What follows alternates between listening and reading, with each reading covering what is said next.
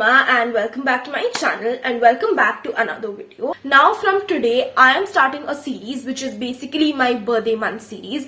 You know, my birthday is on 16 February and every year I try to upload at least 5 videos for my birthday. So that's what I'm going to be doing again and I hope you guys enjoy the series as well. Now recently in one of my videos I spoke to you guys about my oxidized jewelry and how I would like to share my oxidized jewelry collection with you guys.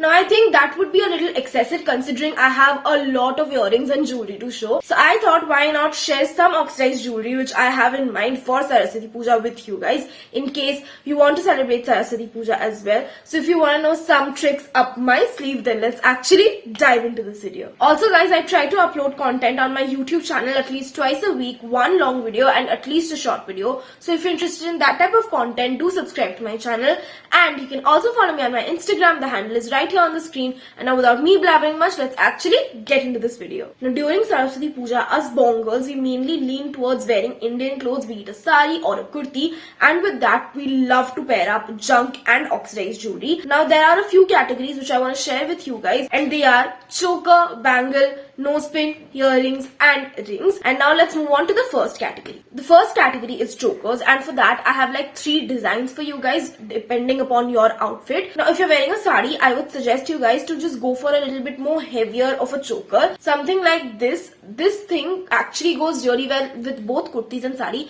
but I feel this one will look a little bit better with a sari. You can also go for something color coordinated with your outfit as well, but I feel such a statement junk piece will look really good with a sari. But in case you cannot find something like that, you can always opt for chokers like these. Now the market is filled with these chokers and these are super common. These go well with both kurtis and saris, and you know, these just like add a little bling to your outfit in general. These are like a staple. Literally every Bong girl wears this during Saraswati Poojo. And the third option which I have for you guys, just in case you want to do like an Indo-Western fusion, you can always go for something like this. Now this is a pile shaped choker and this goes really well with any Indian or Western outfit as well and an Indo-Western outfit as well. Now these are not really that common to find. These are available on Amazon, but I personally feel that these go well with everything and look really great. Now moving on to the second category, which is bangles. Now personally, according to me, I would suggest to go for something one piece rather than, you know, separate bangles. I just feel it's a bit more convenient. So something like what I'm wearing right now is super convenient for you guys. It looks like you're wearing a lot of bangles, but in reality it's just one piece. Now honestly, the best part of bangles like this, it's gonna fit everyone irrespective your wrist size. Sometimes it happens with me, like my fist is really big, so most of the times bangles don't glide in. So things like this come really handy. My second option for a bangle is actually this. This is also one of those one piece bangles and it opens like this. You wear it like this and this again looks really cute and the little jhanjhar details always keep making noises. This however is one con of such bangles because you know, you'll always have attention to yourself the moment you move your hand.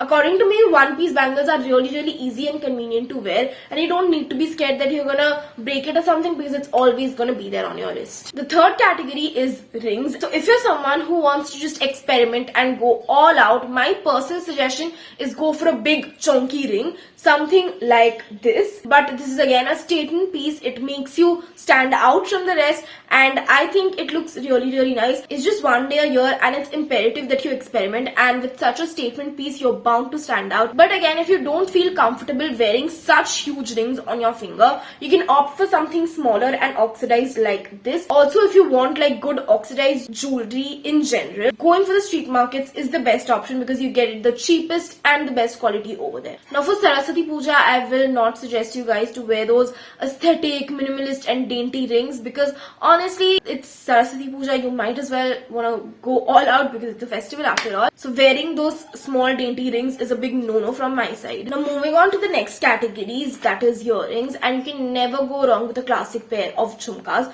Now with me, I have like a golden oxidized jhumka and this looks really good. You can also go for the silver one, but in case you do not want to go for a jhumka, you can go for something like these. These are embellished hoop jhumkas. Now this I would specifically say if you're wearing like a kurti, this is going to go super well with that, especially like a white white chikankari.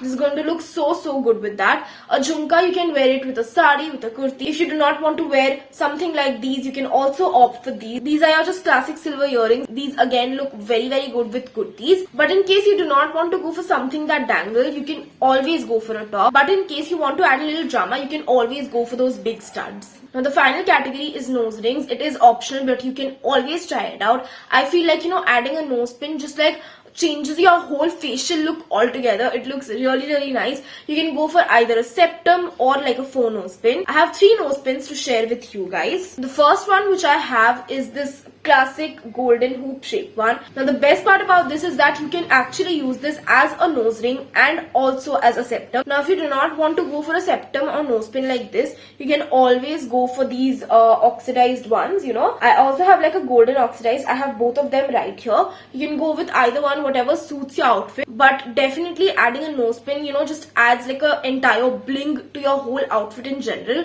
So I would definitely recommend wearing one. So guys, that's it for this video, and I really hope that you guys enjoy it. And it was like a really different video for me, you guys. Like, it's a jewelry based video. I've never done one of those, so if it got awkward a little, just pardon me.